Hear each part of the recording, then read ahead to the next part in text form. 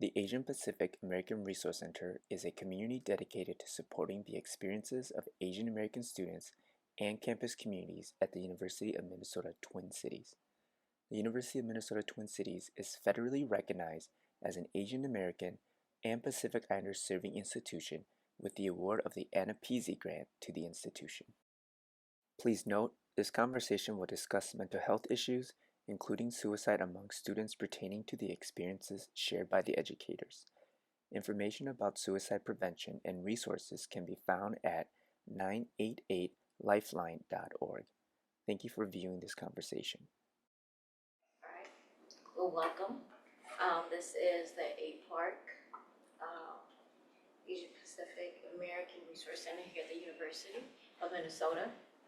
The U of M Twin Cities is located on traditional, ancestral, and contemporary lands of the Dakota Nation, which was taken from the Dakota people in 1837 and 1851. Despite ongoing efforts by indigenous communities, the University of Minnesota has not given back the land to the people of the Dakota Nation that first called this land home. I share this with all of us because it is important for us as an AAPI community to understand and acknowledge that we occupy land that has been forcibly taken or occupied by others as well, much like the history of our own AAPI homelands.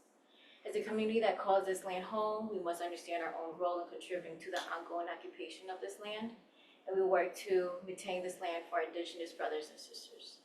As an institution, we also recognize that a land acknowledgement is not enough, and more work is needed for the reparation of land to go back to the original people of this land. Okay, so I'll make sure I share that. I am Syra. I am the facilitator for today. I'm a doctoral student in a culture and teaching curriculum and instruction program here at the university. I've also taught a course here, and I currently work as an equity and climate coordinator for one of the local school districts. And I'm going to have you all introduce yourselves, a bit about yourself, what you do, and how you would like your name to be pronounced, in no particular order. I can start. My name is Diane. I'm currently in the master's program for elementary education. Elementary education and licensure program. I am a student teacher at Evergreen Art Technical Center. Hi, my name is Shuvra. My pronouns are she, and her, and I'm a STEM Ph.D. student, and currently I am teaching one course at UMN as well. All right, my name is Yang. I am a retired teacher in the school system of 26 years, and so I currently teach a Hmong language course at Augsburg University, and I also am the executive director of Minnesota Shuvra, a nonprofit to reclaim the Hmong language nationally, statewide work with Hmong educators, and local work in the West Metro with Hmong families and cities/schools. I'm Quynh. I use she, her pronouns. I'm a social studies teacher and AVID coordinator at Eden Prairie High School. I was also a graduate from the University of Minnesota Twin Cities. I did my master's here in social studies education and also did my undergrad here as well. I'm Jason Toe, pronouns he, him, his.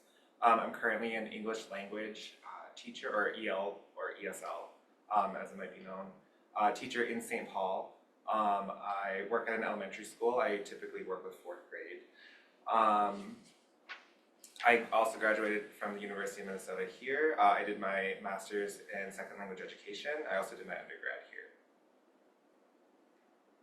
Hi, I'm Vineeta. I use she, her pronouns. I'm a second year undergrad student majoring in American Studies. I'm also part of the DirecTrack teaching program and is also on the social studies track. Thank you all. All right, so our first question, right, is why education? Why did you choose education? And anyone could answer this question. I guess I'm the oldest. I can start.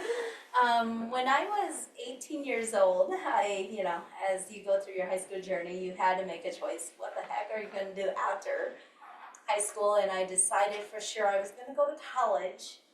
And like many of our Asian parents, they want you to become a doctor or a lawyer. And one day I signed up to be a teacher aide for an ESL teacher. And I'm like, you know what, I really love working with kids, with my own peers. And my teacher at the time talked to me about becoming a teacher. And I said, yeah, I should consider that, but I had no idea what the heck teachers did besides be in front of the classroom, grade papers, teach, etc. But I went home and I told my mom, I said, I know what I want to be. I want to be a teacher because I love learning and helping other students. And I know that there weren't a lot of Hmong or Asian teachers in the St. Paul public school system. So I'm like, I want to change that narrative. I want to be that teacher that I hardly ever had, so that the next group of kids can actually have a different experience than what I did. So that was my why. I can go next. Like for me, I feel like it is to change the society, and we are not perfect. So we have many discrepancies. So I feel like it is the education that can build the next generation as to address the equity, all those things. So education is the key. That's why I'm in education.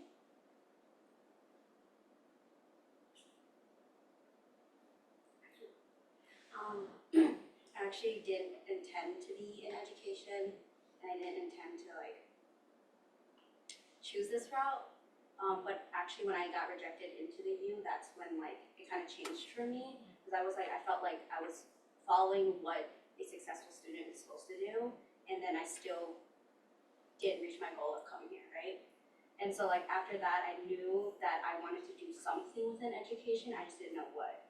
And like I went on a limb and chose elementary education because youth studies was on St. Paul campus, but I knew I wanted to work with kids. And so ultimately, like when I started to do practicums and stuff like that, like that's when it like solidified for me. Like I want to do elementary, and then it solidified for me again when I was like I want to do kindergarten. So like it kind of stuck. Kindergarten gives me love too. I can go next. I came into the U as a elementary education major. However, I became undecided and no longer wanted to work with kids in elementary. So I transferred to CLA before coming into college, and I was undecided. I took a bunch of intro classes, basically all the intro classes you can really think about here on campus, and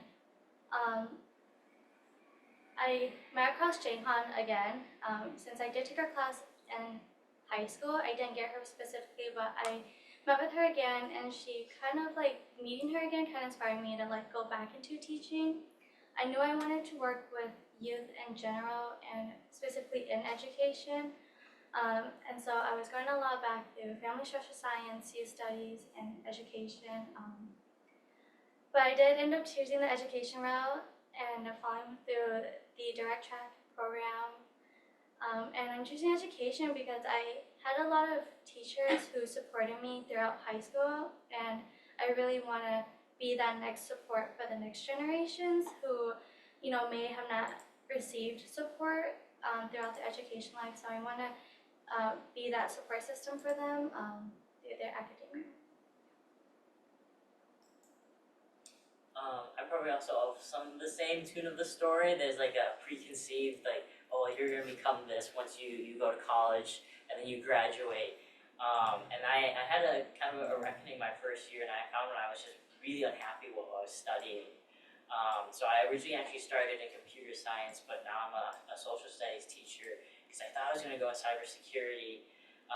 But then my first year, I was actually back working at my high school. I was working with students, and it was because there was a teacher who saw me, and she was just like, I have the perfect job for you. And I was like, I graduated. I'm like, I'm done. And she was like, well, the pay's pretty good. And I kind kind of took it because everyone's experience of being a broke college student is pretty universal. And then realized like I really enjoyed it. Like it was something that was filling my day, and I had great experiences with young people. And so we're in Appleby Hall. I was in MLK, the advising group down there, and I had an advisor who recommended, hey, why don't you apply for direct track to teaching? And I know a few of us on this couch here come from that program, and that was my first dive kind of into like truly committing to it. Even though I had like previous years of experience like working in the classroom with middle schoolers and elementary school students, and working at a high school, I just never thought it was a possibility. And I think one of the reasons why I never thought this would be a good profession for me was because I never had teachers that looked like me. And I really didn't think it was a possibility because as much today and before, there was so much in the political climate that made it feel like that would just not be a safe position. And I was somewhat of I would say I was a leader, but I was very nervous to want to be in front of a room of people that like didn't understand who I was, and to feel kind of that pressure of being like a sense of guiding others and kind of teaching them. So not a perfect like why I chose this, but I think it was something that multiple people along my pathway eventually turned into education because they probably saw something I didn't. I guess I'm the last one, but for me, I chose education. I think kind of early on, I kind of knew I wanted to be a teacher. I think I loved learning. I loved helping others. I actually, in high school, I remember like graduating, people were like, you know, like, what are you gonna do? And I was like, I'm gonna be a biology teacher. And then when I actually came to U of M, I took a biology course, and I was like, this is extremely hard. I was like, wait, do I even like want to teach science? I was like, I think similarly, I never had an Asian science teacher. I think I was fortunate enough for where I grew up. I grew up in a suburb of St. Paul, so I luckily had 2 Asian teachers throughout my educational career. But I think that was another piece of like, I didn't see myself like kind of teaching science, so it was hard for me to see myself in other teachers who taught science. So I think that gave me a big like crisis kind of in my undergrad. And then eventually I kind of was like, well, I do still want to teach, like I do still want to be a teacher. And then I kind of turned down to English language and linguistics is what my undergrad major was. Because like I love language, I love learning language, like I feel like I'm really skilled at being able to learn a language quickly. So I think that's kind of what brought me to like the EL field. And then still thinking about not having that representation when I was younger was definitely a big part of like driving me throughout undergrad of like, I do still want to be a teacher because I want to be there to support the students that like I see myself in. Okay, so speaking of that, a few of you mentioned a bit of like identity, right? And for me, I identify as a Southeast Asian Hmong female, and working in the institutions, right, in this country, the education institution, you don't see many people of color, let alone, you know, Asian individuals, unless you're lucky, right, you get 2, you know? But so then my question would be, right, have you ever wondered, or maybe if you're in it, right, what does a space that supports your identity look like? Does that make sense? And if you don't have that space, name it too. Speak your truth. So when I began 26 years ago, so I'm like, I feel so old. There was no space for BIPOC teachers. And it was really difficult navigating the white system, the white education system. And I struggled a lot.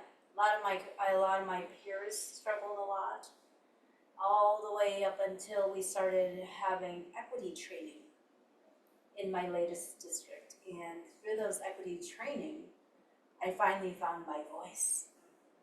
because finding your voice is so important to trying to troubleshoot some of the issues that you're having, right? So once I found my voice, and with everything happening, I eventually realized that, hey, we don't have an Asian space for our staff in our district.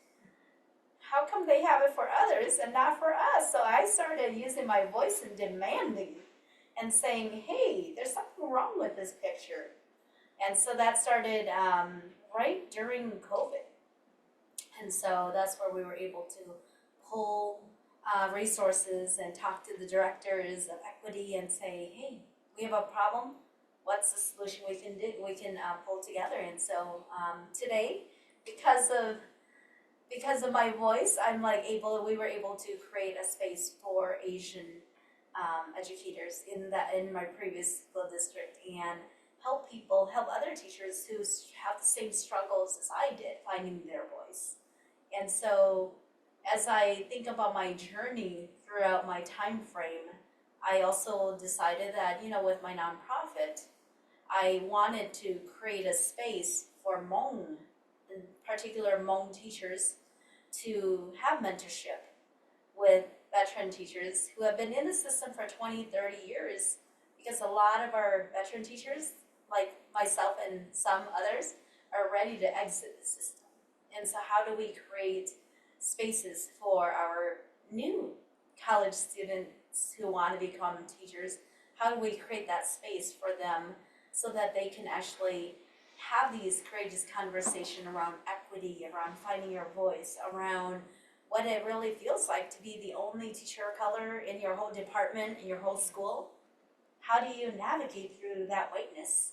And it's scary, especially when you don't have the tools, the language, and it can be very intimidating, and it can get you to the point where you want to exit the school system or exit that school. And so creating these safe spaces where it doesn't exist is kind of what my mission is, so that we can have amazing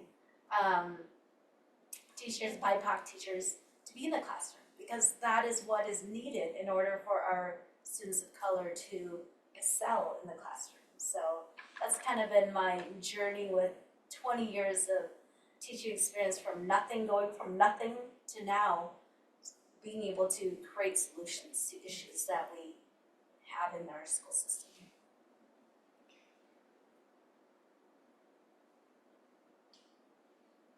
I feel like I've benefited a little bit from work that you've done, maybe not specifically in my school district, but kind of similar work where I feel like I student taught at the current building that I work at, and I came back specifically because it felt safe. I wasn't the only teacher of color. I actually am fortunate enough there's 4 fourth grade teachers on my team, and all of them are people of color.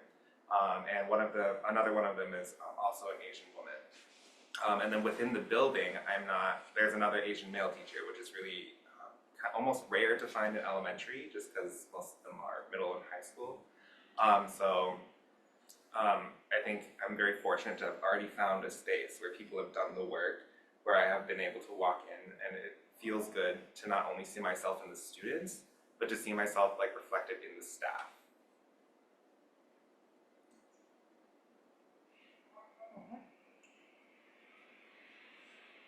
So in my program that I'm part of, my lovely peers right here, we're all in the same cohort, and so we specifically chose the teacher of color cohort, and I think that is a space that I think was also recently developed. They were saying there's a lot of teachers of color, yet when we enter spaces, it's we still feel lost, and a lot of people end up leaving the program because of it. And so we're very fortunate that we have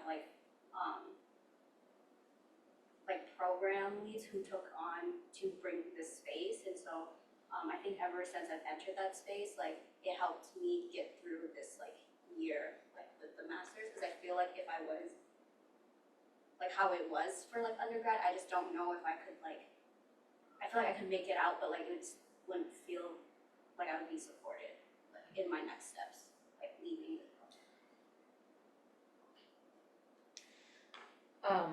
What does, speaking on what was shared here, what does that navigation look like, whether you are a student or whether you are actually in the field, right? What does the navigation of considering, you know, the profession that you're in addition to your identity, right? And I say this because this is in so many different ways, you know. For example, when I went to school for education, we didn't have the Ph.D, we didn't have the different tiers. But now they exist where you don't actually have to major in education or have an undergrad in education to actually be licensed. And there are many schools where you could work in the school district and also be licensed through their teachers program. So you don't have to do this, right? But for me, myself, I didn't have anybody who shared this because I didn't know anyone who was in it, who was able to go, hey, there's other routes, right? So that was my navigation. Or sometimes where I sit here and I go, dang, I did all of that work when I could have done it differently. So what are some of your experiences as far as just navigating the education system or as you're learning, or some questions maybe even? So I grew up in a suburban district, Eden Prairie, which is also now the place that I teach. And when as a student, to give like some demographic information, it was maybe 30% students of color and then 70% white. And so the place I grew up was like predominantly white. As the same as when I came to the University of Minnesota, we can also label this as a PWI, predominantly white institution. And I think a lot of that experience has, I would frame like kind of my initial educational career as just not having the language to understand what was happening around me. But then coming here, I had met many educators of color and mentors who began to give me that language and help me understand and unpack kind of what was happening around me. I think there's this very common idea that when I was in school, especially as I had interest in politics and so on, I would constantly hear teachers always say like, schools are a neutral space, it's apolitical.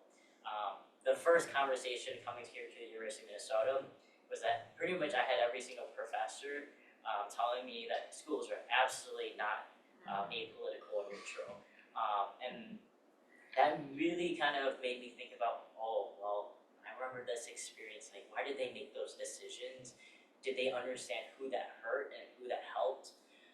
And then the same conversations came to me as a teacher when I make those same decisions, when I think about students, and kind of navigating that political route, right? You're going to be in kind of these little labs that you become a teacher in a school, but there's that own politics of the whole building. And sometimes you have to be stealthy about how you have those certain conversations and how you talk about certain things. And being a person of color, like you are very intimately aware with like how you have to walk about life, because your experience here in the United States is not the same as a white individual. You have higher, barriers to access for opportunities, and sometimes if you see it, there will be a glass ceiling, and it's something that you get to achieve that. And I think for myself, it's I studied English, and I always explain economics as well. And I always explain when students ask me, because I'm a social science teacher, why did you study English?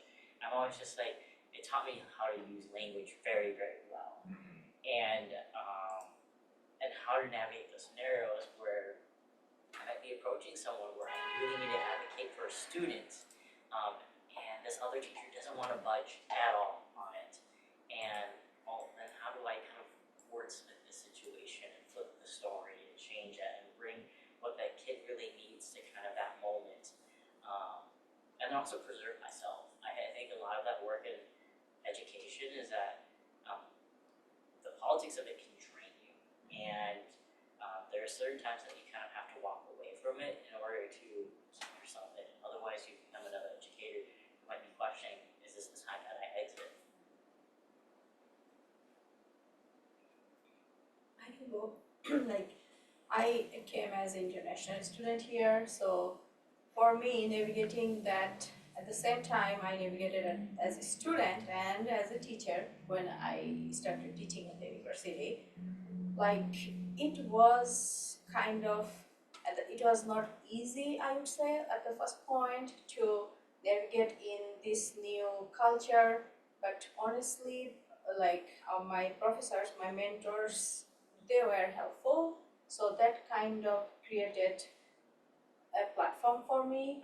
But at the same time, like when I was teaching in Malaysia, I have noticed, like what you said, I totally agree with you, like national schools, they had like this like white dominance, though it is away, far away, but it's still like, still their voice is more heard than our voice.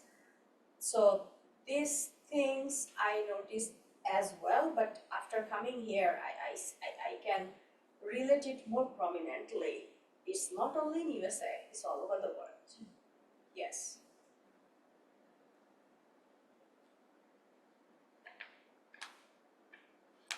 I would say, that's why they say education is like one of the hardest institutions to change.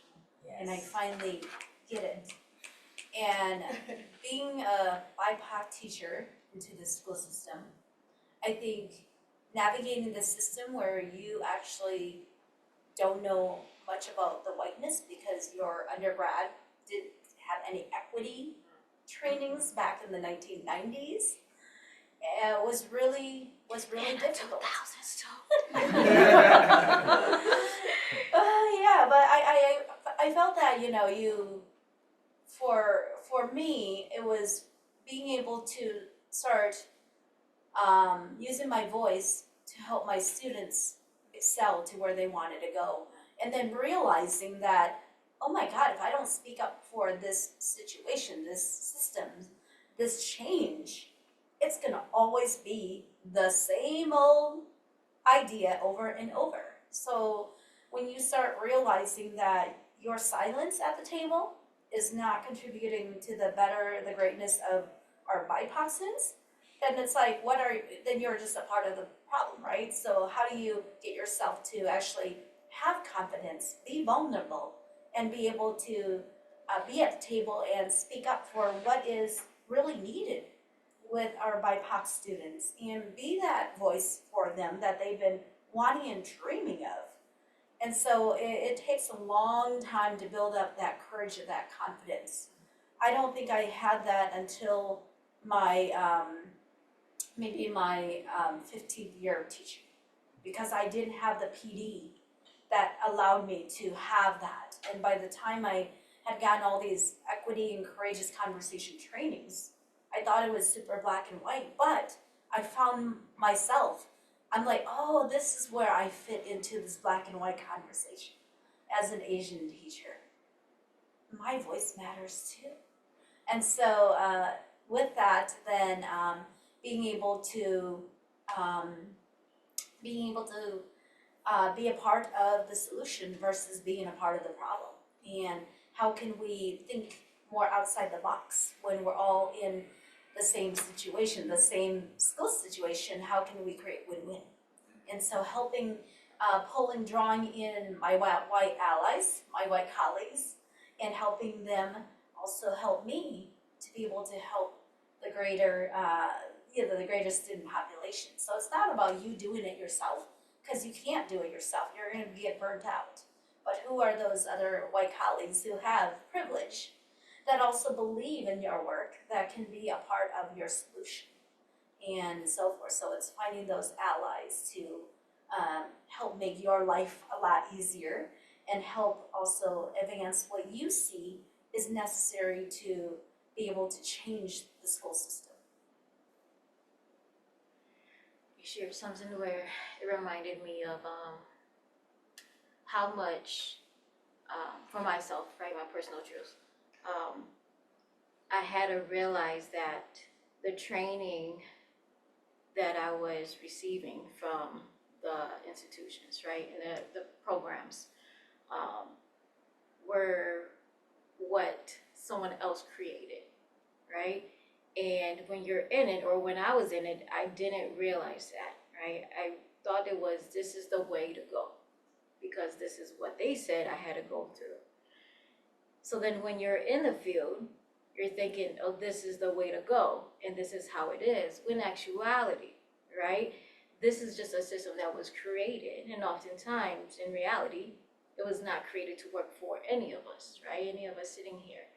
And without understanding and knowing that, right? So when you say challenge white allies, right? I would say also to even challenge anyone, right? Because even some Asian colleagues as well, they've gone through what I've gone through, and unless you're able to take a step back and see it, then sometimes you don't know, right? Because you're immersed, and we are immersed. I grew up in this country, so I'm immersed in it, right? I went through the whole K through 12, and it seemed this way, and now I'm gonna work in it, and I'm gonna do exactly what they're doing until I, had the experience or, had more dialogue and more moments where I challenged myself to go, but does it have to be this way?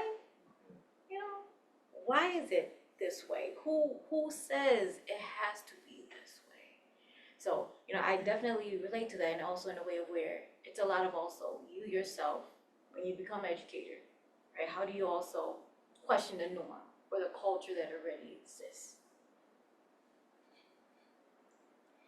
Anyone else want to add before I go on to the next one?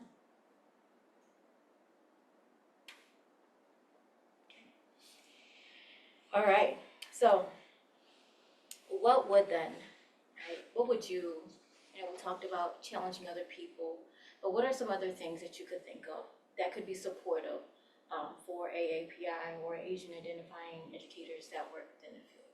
Whether it be a space, whether it be more equity trainings, what are some things that you feel like that you could have benefited or that you want to have been, there already when you go into the field?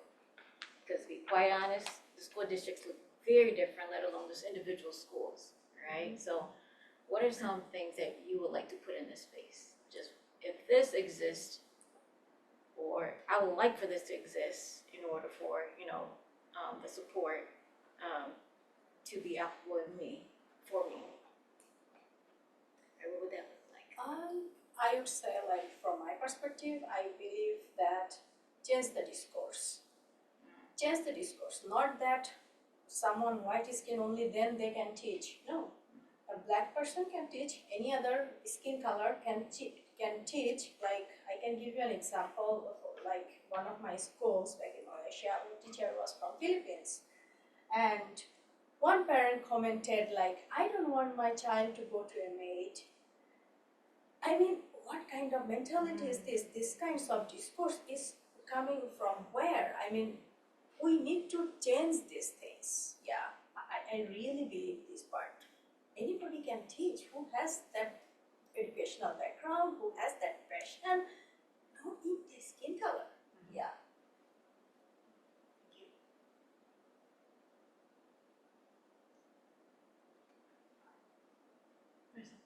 Right, it's crazy, right? Yeah. If we had this question asked beforehand, right? So, like, I want to make sure, we put that in the space, because it's like, I've never really thought about this.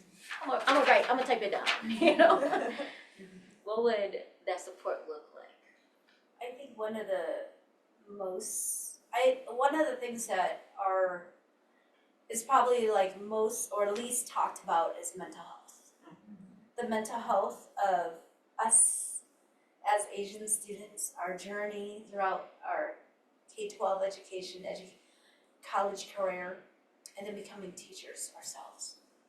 Our mental health is often not talked about because we have so much trauma to unpack that we haven't unpacked, so that when we show up at the table in the classroom, we're really not even showing up at our 100% best.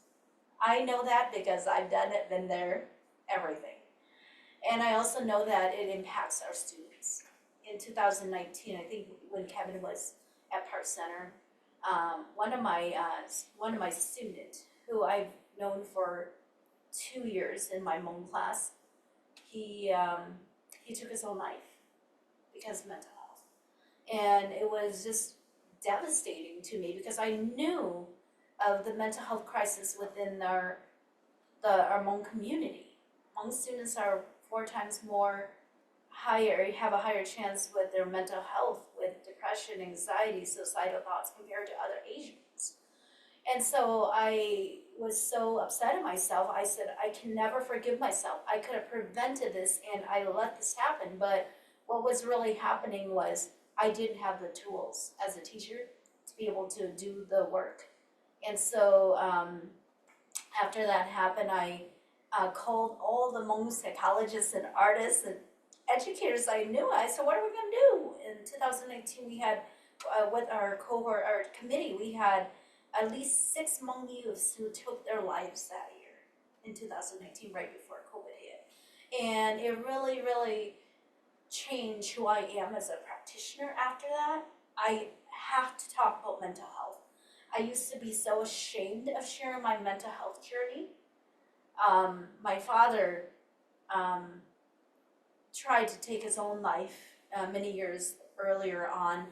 You know, my family lives with this intergenerational trauma. So I finally, after that incident, I started talking about mental health in my classroom. And a lot of students come up to me and said, you know what, this has been like one of the most needed conversation that we don't get anywhere. But it's not that I'm doing it alone. I bring in social workers, psychologists, I bring in the experts to come and help us have these conversations. And I always check with my students' mental health. When I feel like I need a mental health break from teaching, we stop and we do circles, we check in with each other. Because this is something that I never was taught at in my undergrad, that because of that one student's death, I said I cannot continue to do what I didn't do prior, and I must change things. So mental health has been something that's a high priority in all my spaces, even with my nonprofit. We actually are taking over the Project Shabu, we're taking over it with my nonprofit so that we can continue to destigmatize mental health in the Hmong community and help from elders to students to teachers to all sorts of people to really, really prioritize their mental health so that they can show up at their very best, especially our teachers, to show up at your very best in the classroom, because our students can't take on a teacher who shows up 10% because they have a lot of trauma and mental health that has been taken care of. When that happens, then our students lose out on the best teacher they can have. So I truly believe that when we take good care of our teachers, when we help unpack their trauma and help them to get to a better place, they actually show up at 100% in the classroom. And that's a win-win for our achievement gap, for everything. I think for myself, and to maybe also to latch on this, is thinking about like an experience of when you are a BIPOC educator or you're just a person of color, and all the stressors that you go through is far more than anyone else that you are going to experience in the education system, whether you're a student or you're an educator, and the fact that there are going to be many people along your journey who aren't going to understand that. And so I often think like my role in kind of my own experiences, what I've experienced, my family has, is that, well, now I know I have more empathy, I have more understanding of that when my student is going through that. And I've been thinking about any of my students of color, that I am able to relate to that and understand where they're coming from. I think another piece that I've always considered as well is, thinking about Minnesota, is the fact that you have to question your own education. And this was a really stark experience I had in my master's program. I was the only woman of color, and then also to add that is like I'm gay, and I very much show up as that. And being the only person meant that everyone else, mostly in that room, did not understand that experience at all. And the constant thing is that, well, University of Minnesota has a pretty strong, I'd say, diversity, equity, and inclusion statements that are out there. And I would say every single school district also says that. And they also say they want to recruit teachers of color. And I always pause there, and I always need to question that, because then my question is like, so what are you going to do for me? Are you actually going to retain me as a teacher? Are you going to support me when there is a colleague or my peer in the room that says something that is racist or harmful to my people? Or that when I have to speak up for it because no one else in the room was willing to speak up on behalf of the student who looks like me, is it only on me? Like, who else is in the room doing this work? And I would constantly experience those kind of moments where the reality was that education, even for whether you're a student or if you're a teacher, was built for the white student in the classroom. And so my peers were being, in my education program, it was meant for white teachers. And so what I was learning in many of those spaces, right, that what I was paying for, wasn't meant for me at all. And so I often had to search for different spaces, for different people. So I've known Jason for a long time, and we've been together in many different spaces that weren't necessarily a part of the institution of classrooms that we were a part of, because they weren't necessarily the safe spaces for us. We had to search for that. Even with my own school I work in, some of the people that I go to the most often, they're not in my own department. They're people in other departments who don't even teach the same subject as I do. But they're the most reliable people who I can trust and know what's happening. And they're the people that I can go to. And in the same ways as that I don't have to check who I am at the door. I don't have to leave at home that I'm gay, right? I don't have to leave at home the fact that I am an Asian American who was born here. Or the fact that I come from a certain heritage, that I'm allowed to be that with them. And I also find that, like, with certain groups of my students, I can be who I want to be. And other times I can't. But they're the people that kind of sustain me who I am, or who I am, and appreciate that I'm there in that space because maybe they're not able to articulate that, but they know that maybe they have not had that experience of someone holding those expectations and being there for them so far in the past educational career. I think about Jason's, like, only 2 Asian American teachers. But many students in the state maybe will never have that experience at all.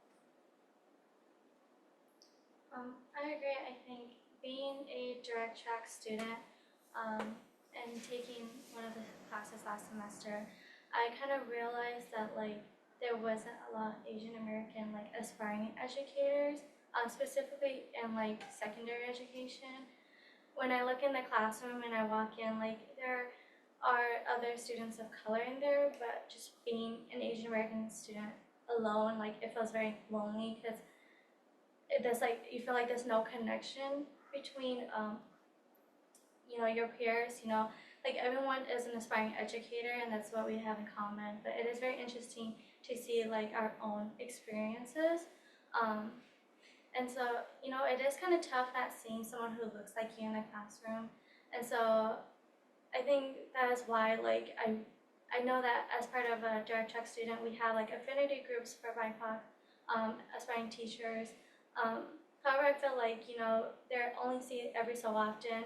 You're only with your peers in those classrooms for, like, 2 semesters, and then the rest of it is, like, you're making up your classes for master's program or your undergrad, finishing your major classes, and it's just like there isn't a lot of support in aspiring educators, specifically Asian Americans, aspiring educators, because, like, I got an email to, like, join this panelist, and it's kind of interesting to me to think that, like, I'm chosen out of, like, all of our DirecTrack students, and, like, I was hoping to see other DirecTrack students who are also an undergrad like me here, but, you know, like, I'm the only one, so, like, where are they at? So I think it's very interesting to see, like, where the support is on campus. So sometimes I feel very lonely, like, navigating through teaching, being an aspiring teacher in here, because there isn't a lot around campus here. I know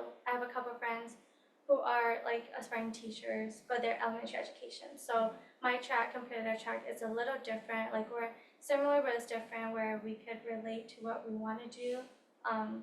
At the same time, like, what I'm going through is something that she's probably not going through. So yeah, I just, like, really hope on that. And I also feel on the mental health.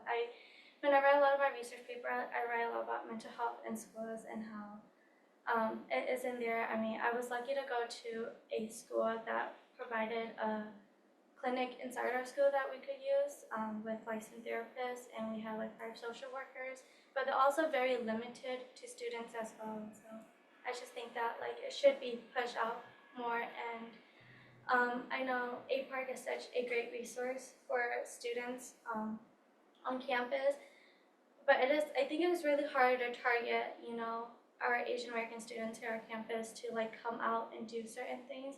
So I just kind of want more support in ways that like students doesn't have to feel afraid to come out to these kind of panel discussions, or making groups, like knowing that there are someone who are going through the same path as you and you're not alone. Because I know I'm not alone, but like I feel alone. Yeah. That's so real. Like, I feel like if I were to bring a space into whatever my journey will take me, I feel like aparc is a space, and Aspire is a space that I've always called home. And I feel like if I could take that with me, I would take it everywhere and make it like teacher edition, you know? Like, like they always talk about like having a mentorship program, and I just feel like sometimes it just feels like talk. Does that make sense? Like, I feel like I really like Aspire because it's very intentional and who you hear, with, you know, like up, and it's like you're constantly checked on and you're constantly supported, and like, you know, I feel like I'm more silent than I typically am because like it's been a while since I've been in a space like this, you know, and I feel like when I graduated, it's not that like I couldn't come back to this space, but like I was so busy and consumed with like finishing like just homework and stuff like that, and like whatever I need to like graduate, that like I kind of forget that these conversations are just as important to like take a step back and be like, this is overwhelming, but if I had these conversations, like it brings another type of like energy back into me. Does that make sense? And so like I feel like lately I feel very lost. Like I feel like I'm just like, this word networking keeps like getting thrown out, and I hate that word because it's like now it's like being pushed that you have to like network, and it's like, what does that mean? Like it just shows that like I don't know how to like I not connect, but it's like I feel like I just can't navigate it like how a white person would navigate the system, and I just feel like I'm behind. And I feel like I was talking to Shuvra. I went through an interview recently, and ever since that interview, I'm a crier, y'all. It's okay. It's okay to be authentic. Yeah, exactly. And it's everywhere. Syra, you will agree with me. I was talking to Every you. year I wanna Even quit. Every year I wanna graduate retire. level. Our PhD Yeah. class, yes. Yeah, I just started feeling like doubting my abilities. If that makes sense. Like I came out. Oh my god. I came out of undergrad very confident in my abilities, right? Like aparc helped me in that. The people that I found really rooted that in me. And then I came out of it, and now, oh my god. You're okay. You're okay. You're fine. Oh, I hate crying. I've had Yeah, I know. similar How do you feel? experiences too. Because as you're saying that, I feel like you need to even be licensed, right? You have to go through so much. And I had to question myself too because of the fact that I couldn't pass the second praxis, right? And it took me so many years to realize somebody created this, you know? But what I went through though, those years, right? Low key inside of myself, it was just like, what is it that I'm not getting, right? I paid for you to give me training, you know, and I all these other things, like all the stuff that the whole undergrad, I did all of that, and why is it that I'm not passing this piece for licensure, right? And I really had to question myself and all this ugliness, and then I had to realize, oh, but this is part of the game though, Syra, right? And I didn't know that. I did not know that. So then we're looking at jobs, looking at different things. They always want that licensure. They always want that. And so even now, being in the space, when we're talking about how do we create spaces as well as what is needed, I have to also go and question people. Do we really need somebody who has a license? Or are we just operating within whiteness?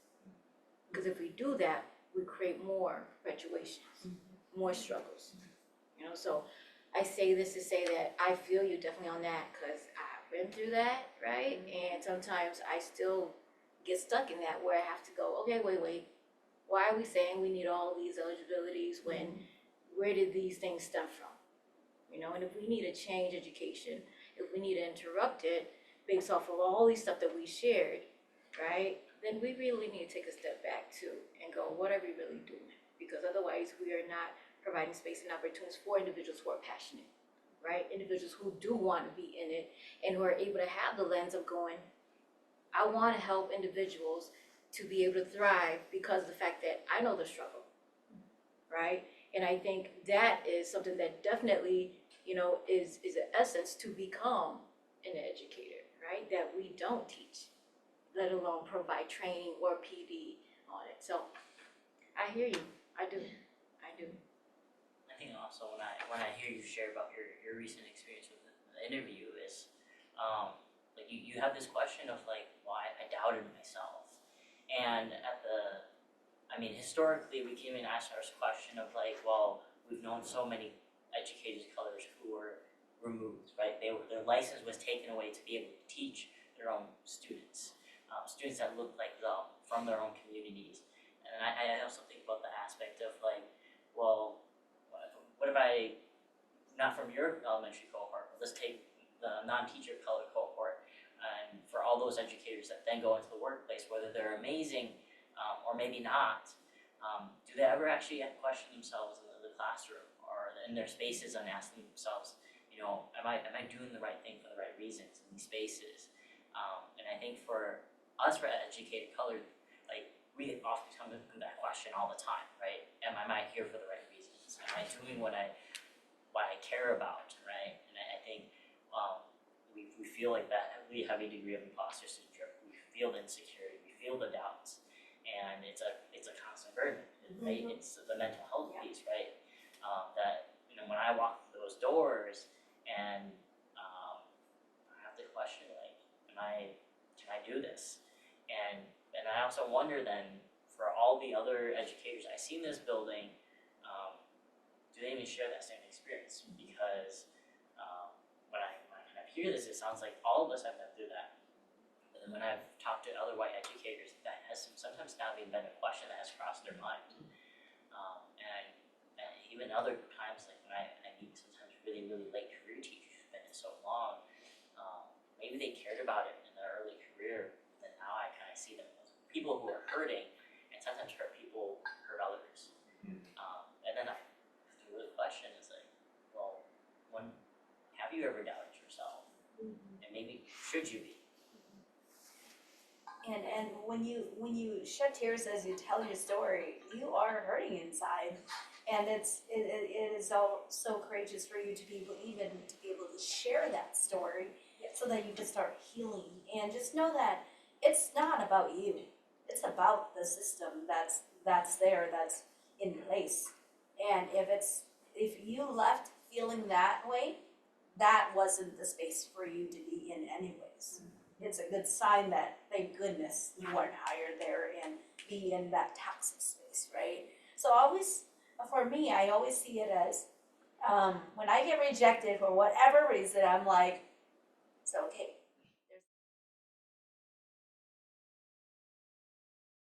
Do you incorporate diverse perspectives and cultural sensitivity into your professionalism? Or whether if you're in the classrooms and stuff, how are you also providing that pieces?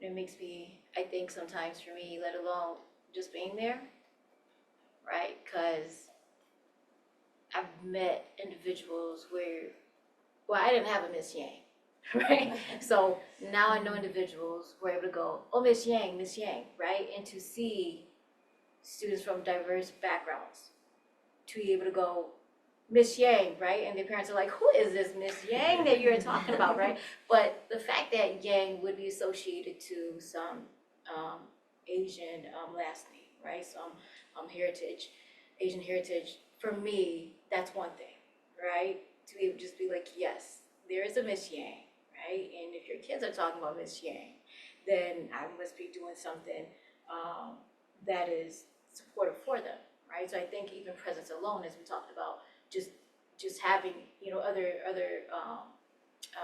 Asian educators or colleagues as well as BIPOC colleagues there. I do think that it is also the piece of where you have to challenge systems. You have to challenge other even sometimes bosses, right? And it's just, sometimes I'm like, I might lose my job. Is it today? You know? But you know, if you're not gonna be able to have those diverse perspectives into what you said, right? It's just, then it's not going to be there, right? And then I'm killing myself softly, as well as possibly other individuals as well too. So for me, presence alone is something, and also even challenging your superiors. But what are some things for you? How do you incorporate diversity or cultural sensitivity within your professionalism or your career? Oh, it's a very tough question. Yes, Not it easy. is not easy, and at the beginning of my career, it was really, really difficult. Like, even at one point, I could not sleep the whole night. That happened to me, yes, that, oh, why the principal behaved like that, why these things came. I mean, I feel like I did the right thing, then why they behave like this to me? I mean, it goes really at the beginning of your career as a teaching career is really difficult, but over the times, like, of course, you are not the only person who is going through those, who are like of your same skin color or coming from diverse background. They also go through that. So definitely the community in your background, like those who are your non-white colleagues or those who are going through these kinds of challenges, that community feeling of that the belonging to that community, that no, I am not there alone, there are another person who also going through the same thing.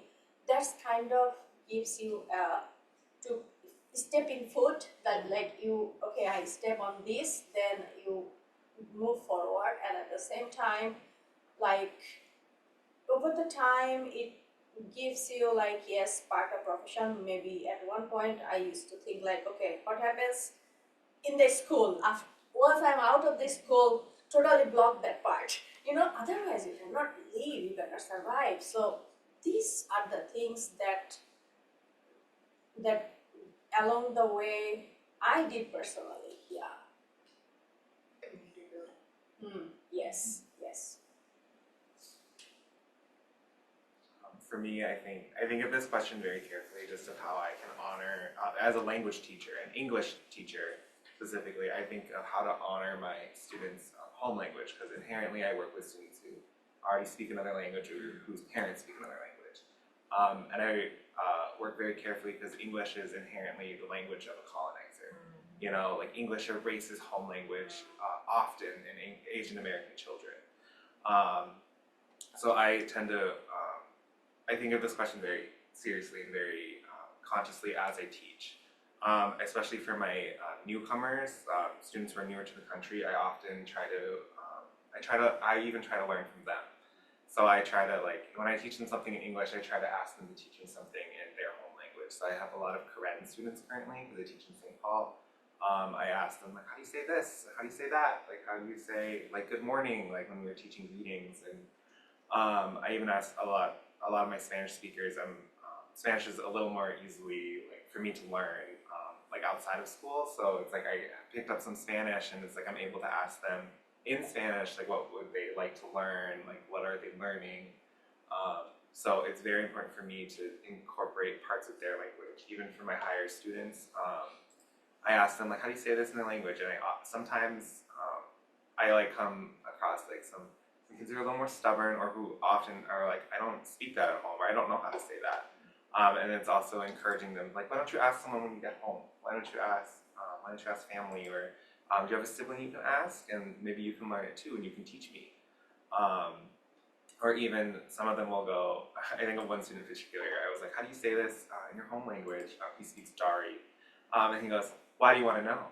And you know, it's kind of that, like, the piece of like, he doesn't want to be associated kind of with his home language. But it's like, well, I want to know because that's what you speak at home and that's what your family So I think of different ways to even just the small ways of incorporating like 1 or 2 words from their home, just so that they feel that like I care more about, or care about, yes, their English development and whatever they speak at home. You know, I wonder just, as you talked about that, how many times or how many individuals ever had that question at all, right? Or you know, how many of them had this first experience with this teacher of even thinking about, oh, I could incorporate, you know, another language within this English class. So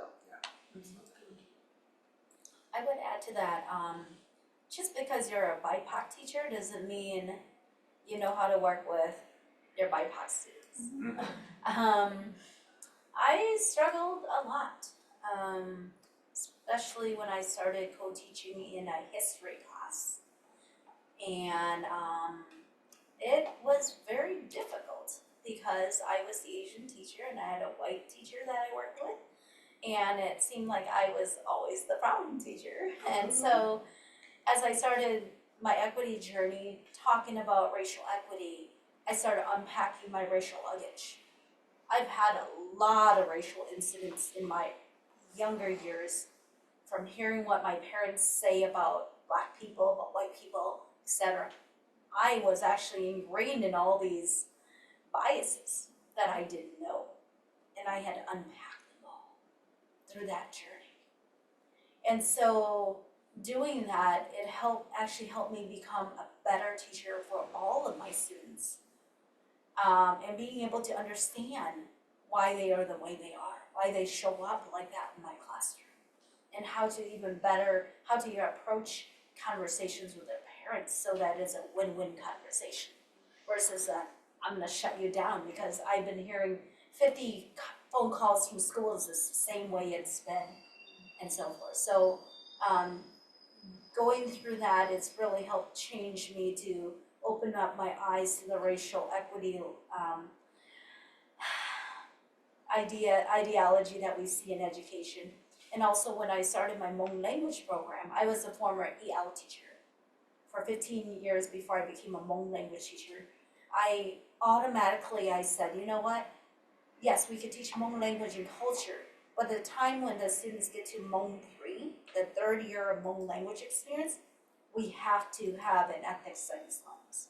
We cannot continue just to talk about the Hmong experience, but we need to start talking about how the other experiences are so similar to the Hmong experiences, and that we have these shared lived experiences, but also instead of just complaining all about how the Hmong culture is this and that and it's not working to our students' favor, how can we become problem solvers? How can we start using our voices to create change in our community?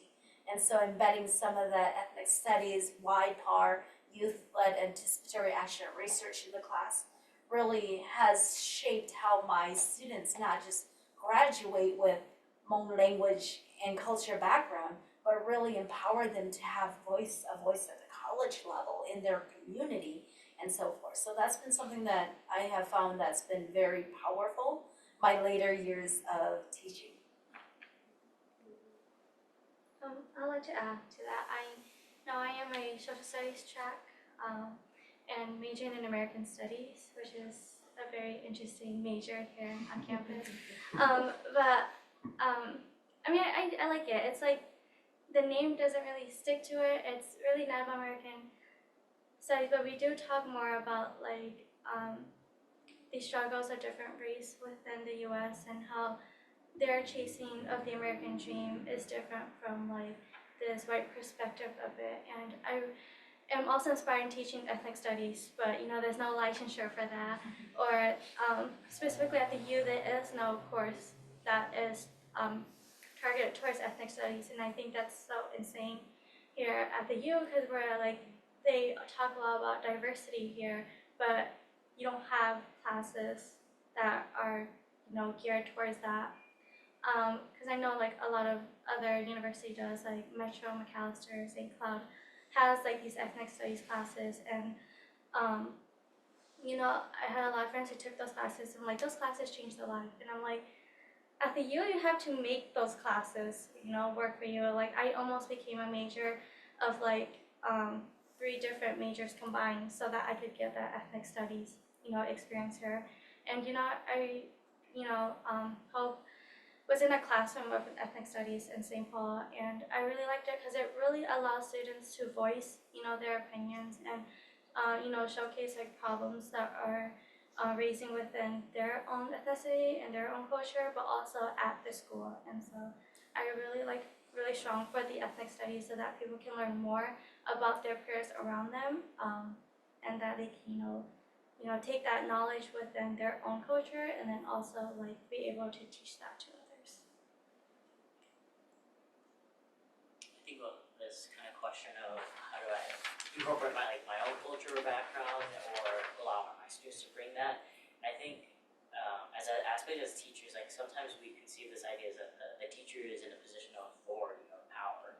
And actually from a lot of my experiences, like how do you bring that into the classroom of like culture and who you are and allow the students to do so, is actually like the students are doing most of that teaching, and that you're actually really just creating that space for them, or you're co-creating that learning with them.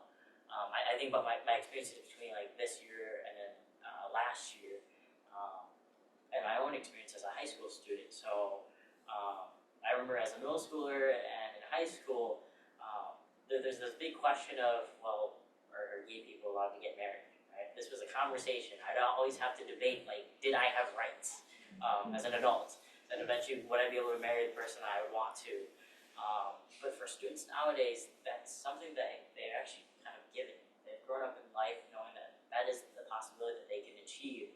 I had that same question when I was the commencement speaker last year. It was my first year teaching.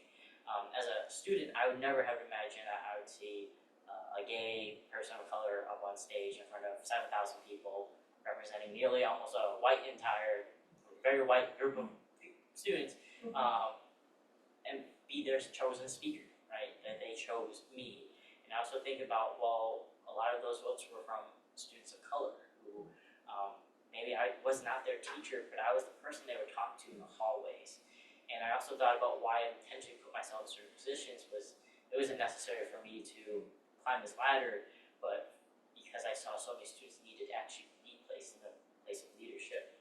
I think about a current student I'm working with that I've known for 4 years now, and she is an officer in our National Honor Society, which is typically only white East or South Asian students, and she is Latina. And I importantly got her to that position, and we talked countless days about what she could prepare for. And I wanted her to have this position for multiple reasons. One, she knew her peers of color intimately, and she knew what was needed for them. She was going to also be a student in her family, which she is first generation, right? She's had to navigate that system herself, or has had to seek guidance for that. And she knew what she needed to provide for many of her peers who, we'll call this a prestigious group, which had a lot of barriers to get into. And she wanted to provide that. I believe she needed a position for that. But if it was a different advisor, would she have had that position? And right now I'm working with a student who has a lot of doubts of if she'll become one of the student graduation speakers this year. And we've been working on her speech. And a really important line that she's opening with is she wants to say congratulations to all the students who came from immigrant families, who are first generation, who are BIPOC, because she intimately knows that that piece of their story is something that needs to be shared, because their experience is different than amongst all their other peers. And I think the most I've ever learned is from that these students are very passionate, and they want to share that, and they want to share where they've come from and where their peers have come from, and do something that's different. In the same way that I might have felt that as a student, that I get to kind of see that in the next generation. So again, I work with like kindergartners, and I feel like they just know how to take space, and I love that. And I feel like when I enter that space with them, it's almost as if I'm a kid again. And I feel like oftentimes like I learn just as much from them than they do, you know, from me. And I feel like I feel like our common language that we are like love language is food. And so whenever I bring that up, it's like they will run with it. Like I remember recording myself for teaching, and all of a sudden like I put up a slide with a bunch of food, and one kid was sitting in the back was like, dumplings, that is dumplings, and you can just like hear him shouting. And I feel like that joy is like what I hold on to. And as I like continue through this like system and I am moving forward, I try to really root myself in joy. And I feel like making connections with my students and really getting to know them, like that's what's been been keeping me grounded, is like that joy. And I feel like we have just so many systems and we keep talking about it, and it feels like, you know, like you said, it was like, it's really hard to change the education system. Like sometimes it does feel very hopeless, and like I enter that space, I see them, and I'm like, wow, this is why we do it. This is my hope. This is why we continue. The joy that young people have for food is like so different compared to like adults. Like kids are there, they will like line up and run for it, and then like adults are like willing to like wait for it a little bit. But like the spark that they have, I mean, that's like the thing that fills our cup. And then when they make the art pieces for you, oh, wonderful. Okay. Thank you again. The question that I was going to ask was already that a participant had suggested was already answered in all of your different hearings. So I want to actually turn it to the audience here and see if you have any particular questions, whether it be for a specific individual or something you were thinking about or something that was mentioned. I want to provide you the space to be able to have your voice as well.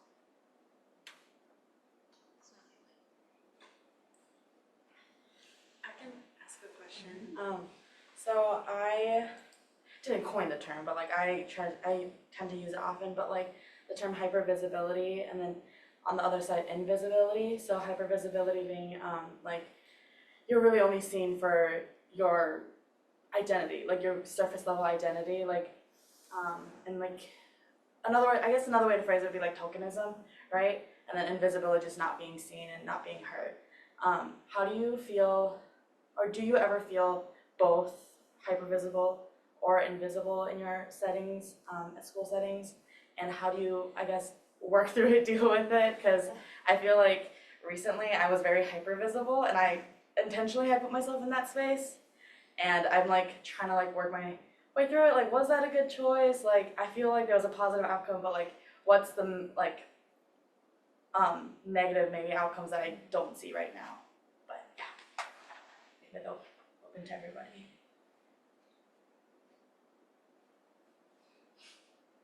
I'll talk to this for, me and Quynh are looking at each other because I shared with Quynh a while ago, this is something an administrator had said to me, because I had student talent at the building I currently work at.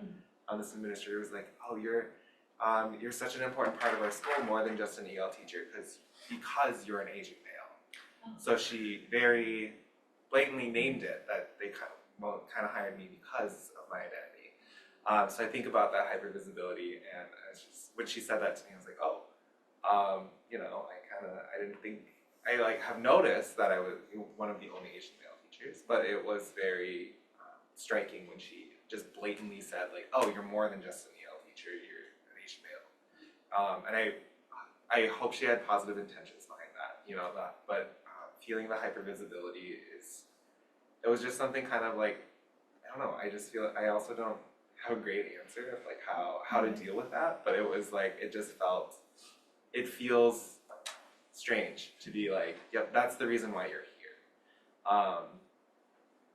Yeah, I don't know, that wasn't super helpful, Okay. but like, No, I feel you, Yeah. I'm there, Yeah. like, but at the same time, I do also feel invisible sometimes, because it does feel like a game sometimes. Like being a teacher, it feels like there's a lot of systems you have to navigate, and it feels like a game sometimes. And one of the games I'm navigating is tenured. So in St. Paul Public Schools, you get tenured after your third year. So I'm currently in my second year teaching, and a lot of the times it feels like I have to hold my tongue about things I want to say because of playing this game of trying to get tenured. And if I say too much, they're not going to tenure me. So also feeling invisible of like I have to hold my tongue about these things I want to say and bring up, but I can't because I risk my tenureship. Thank you for sharing. I don't know if Jason remembers this, but we had actually asked this very similar question when we were students, probably at the same time here at the U of M, to also a set of Asian American or Asian educators. Because we had that same question, right? Because we've walked so much of this being seen as who we are on the outside, and then so much of who we are on the inside being forgotten, right? That we know that there is the stereotype of like this high achieving or smart Asian, that therefore then we must be really good educators because we're so good at school. And I was like, well, not everyone else all excel in every single area, or even the fact that we all get grouped together, that we get monolithicized, and that's what they see. And then not realize what happens on kind of back end, or the fact that many educators with this state don't know how large of a Hmong population we have here in Minnesota.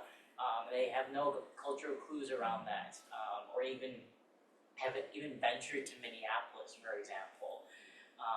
And so they see these other aspects and then forget all of those other ones that make up of who we are, why do we connect with certain people. And there's no way of learning being a token. Just inherently of who we are within this education system. If we choose to work with it, you are a token. They will cash you out every single time they want to. And I think that like the other important part of it is that, well then use that to your advantage. Is that, well then they're gonna start placing opportunities in front of you. And you actually then have a choice, unlike some other people, to say, well yeah, I'm gonna take that. Or you know what, I'm gonna turn that down and I'm gonna make them really want me for that opportunity. Because some people actually are willing to pay. And we know that education is not a great paying job. So some people are willing to pay for it, right? Or they're willing to do certain things for that extent.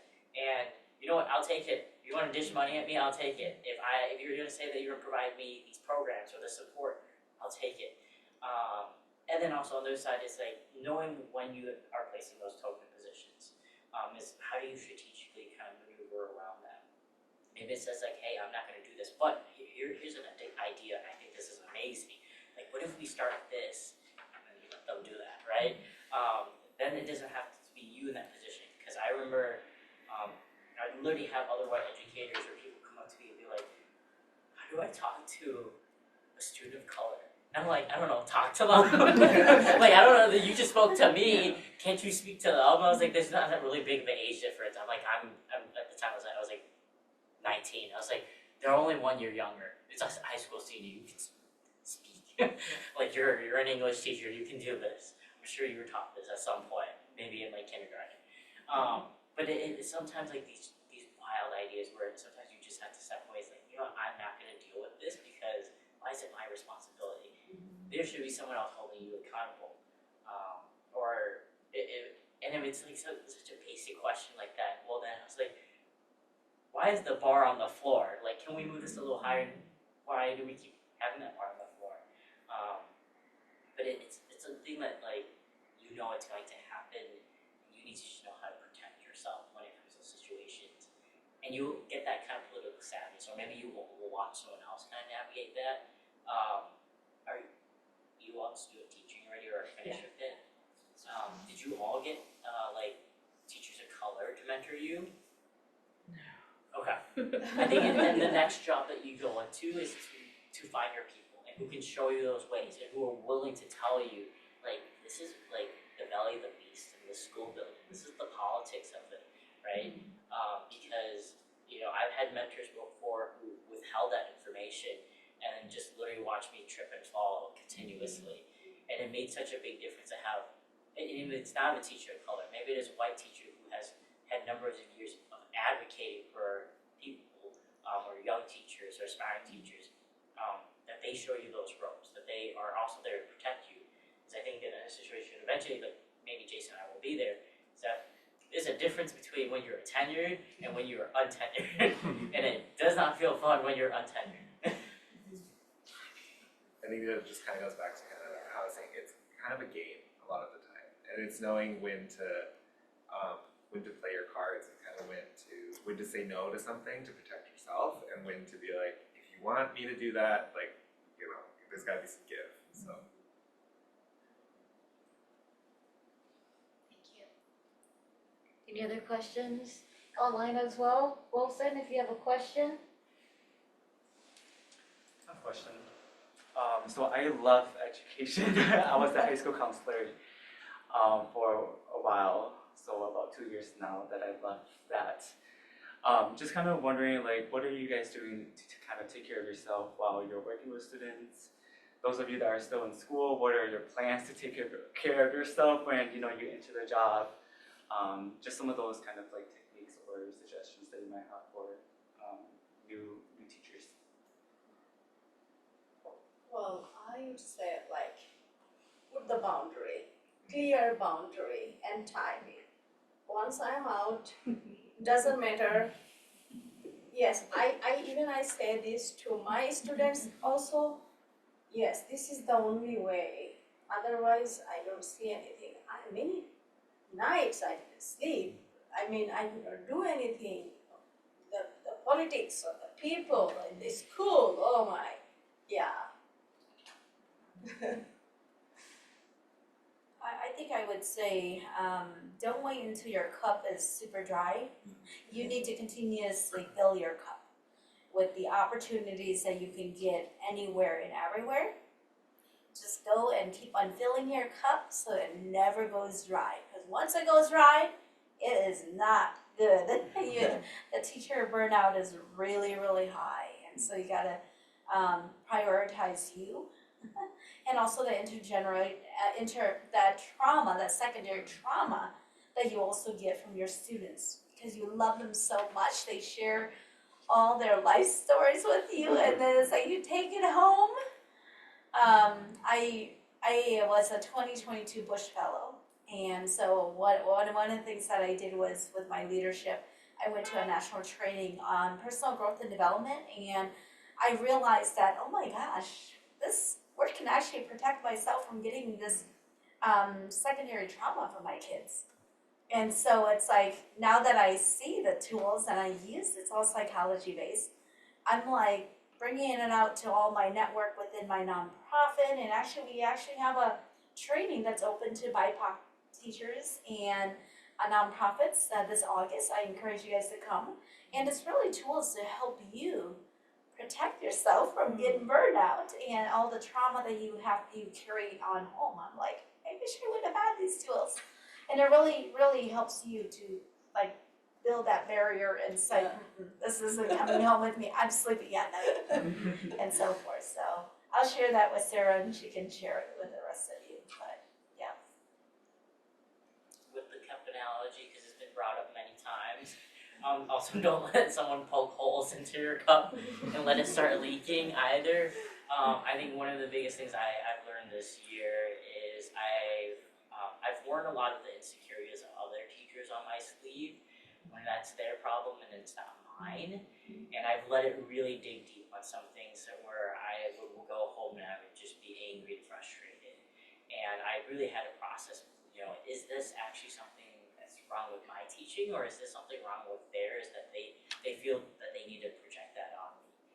And when I came to the conclusion many times is that it really was not, because I had strong relationships with my students. My students were doing well. And we could even pull that from a data point too. That there was no reason I should have been feeling that. But because of certain environments I was in, I would always feel it. And I think there's those other pieces of like, to be a great teacher, to bring the 100%, or those days that you need to, you also need to then be able to take care of yourself. And I think for teachers, it's really hard for us to even sometimes take a sick day, because we're like, oh, then I have to put sub-plans in, and if the kids don't learn this, then we're a day behind. And to think about like, well, if I don't take care of myself when I'm ill, when I'm broken, and so on, what am I teaching my kids in front of me? That it's okay to keep pushing through, even though they're not doing okay. And that kind of has taught me a lot in terms of like, well, I need to model healthy behavior for them. I agree with you. With that, I like relation with the your students at the same time, especially this works in elementary, like the relation with your parents. This is equally important, relation with your students and the families. Yeah. I definitely, use your sick time, personal time, use that. I feel like I just started really using it, because it's just, you do need it, right? They're there for a reason, and exactly to your point, if you go in and you're really not even there mentally, you don't need to be there. You know, that vibe, energy is real. So definitely, I second that. I think founders are definitely necessary. And like after 4:30, sometimes 3:30, right?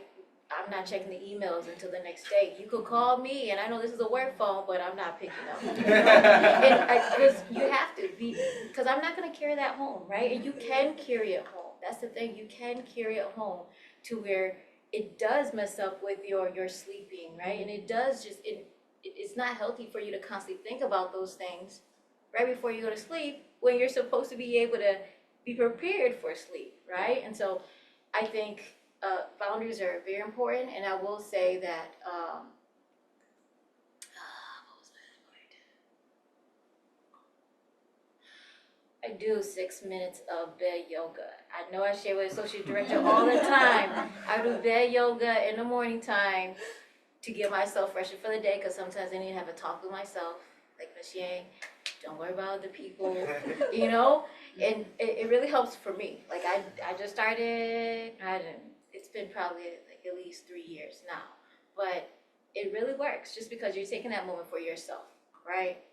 And I had to go, if I'm gonna be 5 minutes late because I'm doing my 6 minutes of yoga, then let it be that, because at least I'm late and I'm able to go versus I'm there on time and you can see that I don't want to be here on time and the energy is just not there and it's not contributing to, you know, the individuals that need that. So I would say those 3 things for me.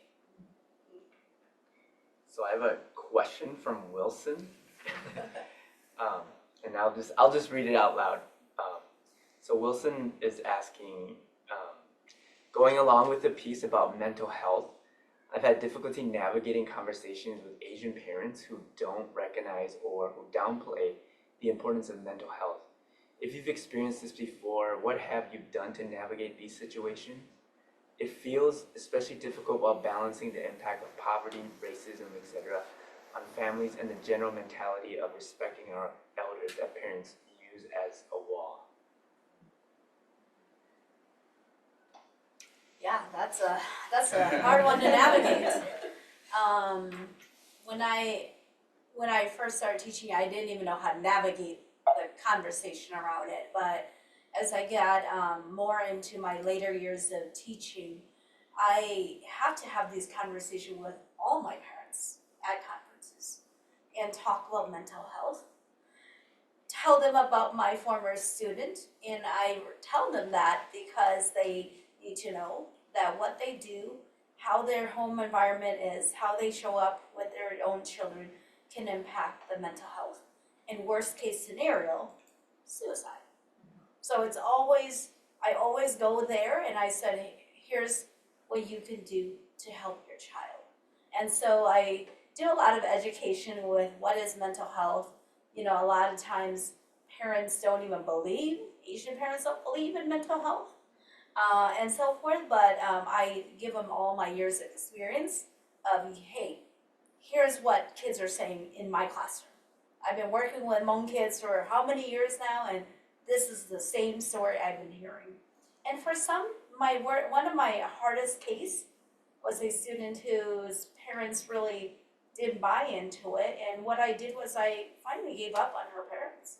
But because she stayed in my Hmong class for 4 years, I was able to help her navigate her own mental health and be that person that she could always come to at the end of her senior year. She's like, Miss Yang, if it wasn't for you, I probably wouldn't be graduating. So sometimes when you try to work with parents and they don't want to work with you no matter what happens, then you work with the student and you help them with their mental health. You give them that breathing room, that space when they need it, and that you are that person that can get them through the most difficult part of their life. And then after they graduate, it's all rainbows. They actually are doing so much better, just because they have more tools in their hands, more tools to help with their mental health, and they've accomplished what their parents wanted them to accomplish, graduate from high school. So all the stressors are done, and I always remind my students too that during this journey, even if your parents don't believe in mental health, understand mental health, just know that once you're done with high school, life is gonna get a lot easier. Yes, you're still gonna have obstacles, but it's gonna get a lot easier. And someday, your parents will finally get it. Hopefully it's not when it's too late, and so forth, yeah.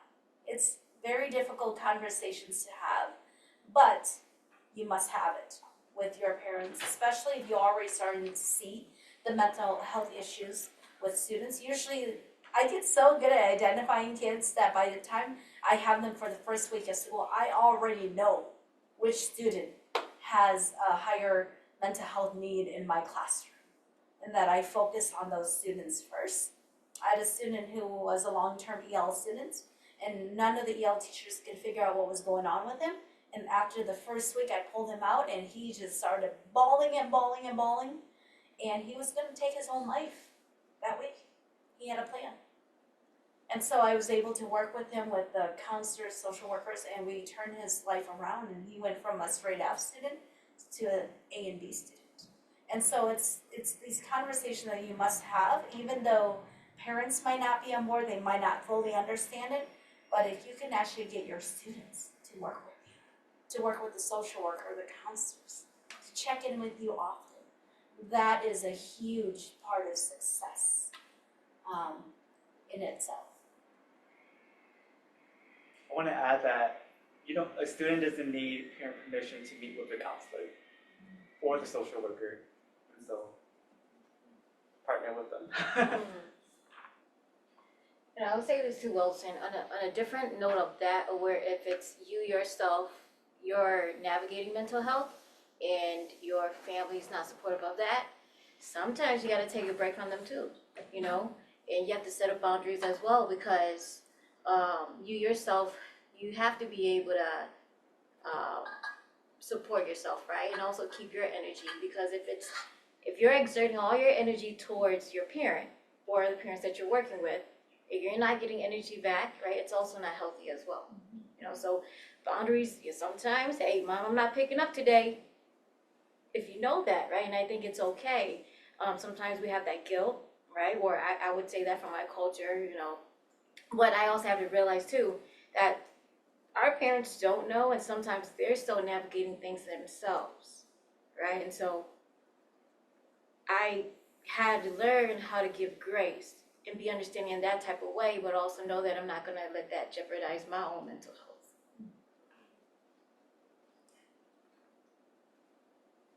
Anyone else? Yeah, go ahead. No, I was gonna share, I'm gonna take the question as a personal, maybe navigating my personal.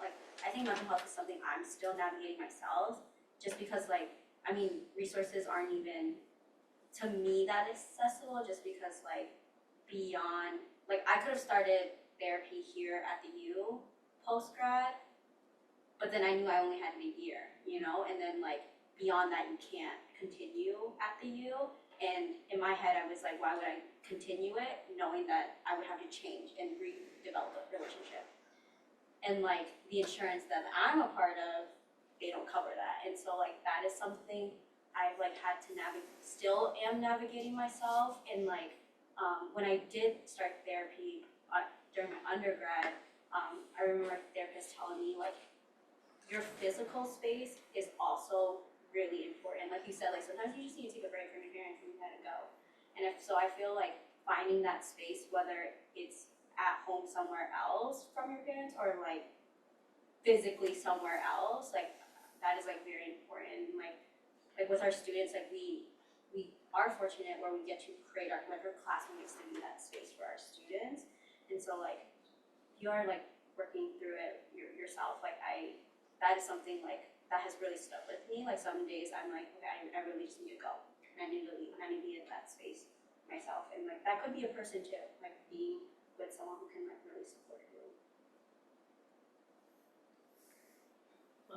Yeah, like what I was saying, like as Asians, we have this belief that we have to be like our parents, but I realized that in my personal life, after a long time, no, your parents and your time is a different time zone. So if you don't agree with your parents, don't feel guilty.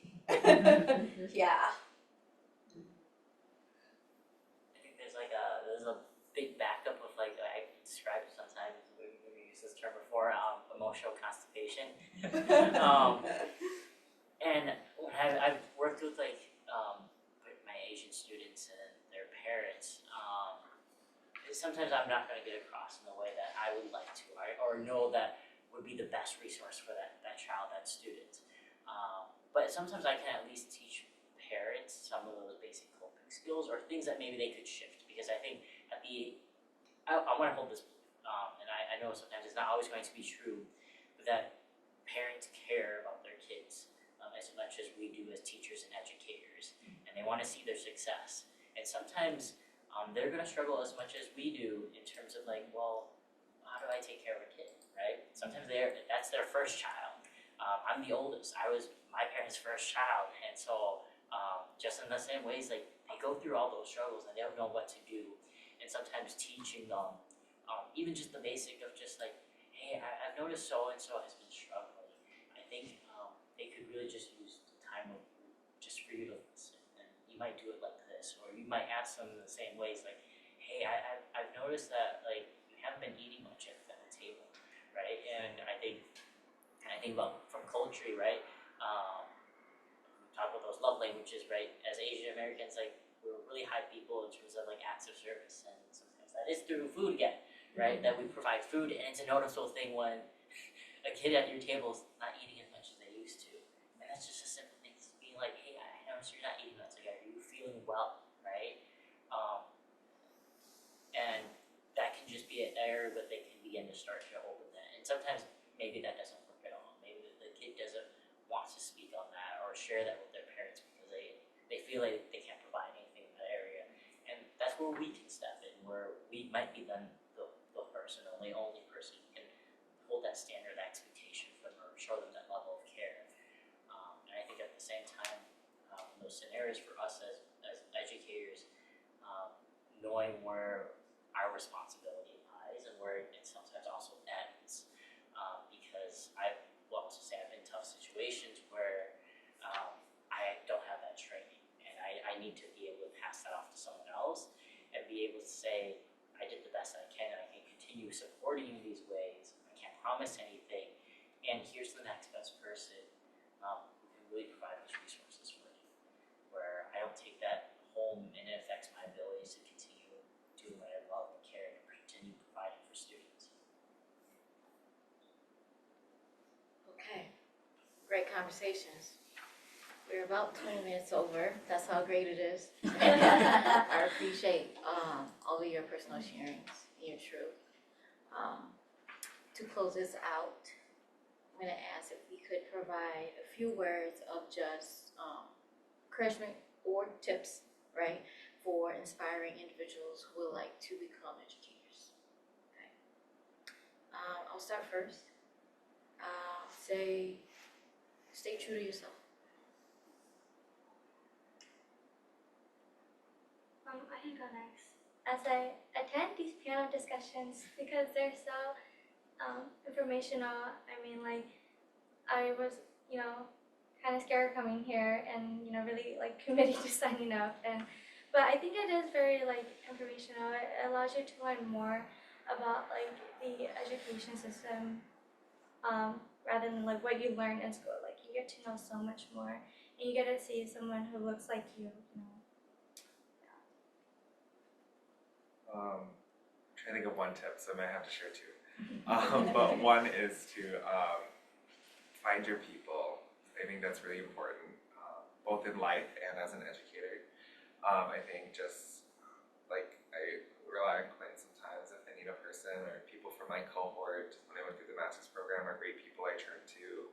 people in my building that I know that I can, if I'm having a rough day, I'll go find them and we'll talk.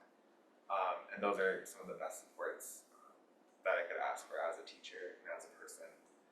My other advice to aspiring educators, I know I'm sorry to my master's programs, I feel like I'm a little late, but if your program allows, request to work with a teacher of color. I did that as an EL teacher. I have a K-12 license, so I had to do an elementary and a secondary placement. My elementary mentor teacher was a person of color, and I think that changed everything about how I understood how the elementary school worked and the system that it was. But my 2 secondary placements were white women, and it was a very different experience. So those are my 2 tips. I think I'm gonna do 2 tips. So for one, if you're entering the programs, I'm gonna echo that, and I would say find someone who is willing to sacrifice something for you. I think that's really important when you're looking for a mentor, because it says how much they care, not just about their profession, about their students, but also about you. I think the second tip for us when you become an early career teacher is you don't have to do everything from scratch day one. You can borrow other people's material. She doesn't know this yet, but I have borrowed some of her material. So there we go. There's my 2 tips. I would say on days that you think, is this really what I want to do? Dig back into your why. Now your why will change along the way as you teach, and your why will drive you back to wake up every morning without feeling like, oh, do I have to go to work today? It will make teaching so much better for you. I still do not have any days of, oh, I don't want to wake up. I still love what I do with the kids that I work with. And so that's tip 1. Tip 2, if the school that you're at does not value you, time to move on. Because you are way too awesome to be wasting your time at a school, in a department that doesn't value you. So, move on. If you guys are looking for a job, contact me. I will find you a job. Lots of connections to lots of districts. For me, I would say yes. As teachers, our salary is very low all over the world, not only USA, all over the world. So, apart from our salary, we build human beings. We build good human beings who will change the world, who will bring unity in the world. So think from bigger perspective. That's your motivation. Yeah. Sounding pretty nice. But I think mine is, if you stepped into it during your undergrad, to really immerse yourself in the classroom and really put in that time to see if it brings you joy, and think that's what I want to leave with, is does it bring me joy? And if it doesn't, that's okay. It's not for you. Thank you. I want to thank you all for being here, virtually as well, all my panelists. And I do want us to know that although this is an Asian educator panel, we know that there's diversity within that. So all the voices that we have here are also voices that are limited, and we have definitely more experiences that are not shared here. We appreciate your presence, and just thank you all. Appreciate it. Thank you. Thank you all.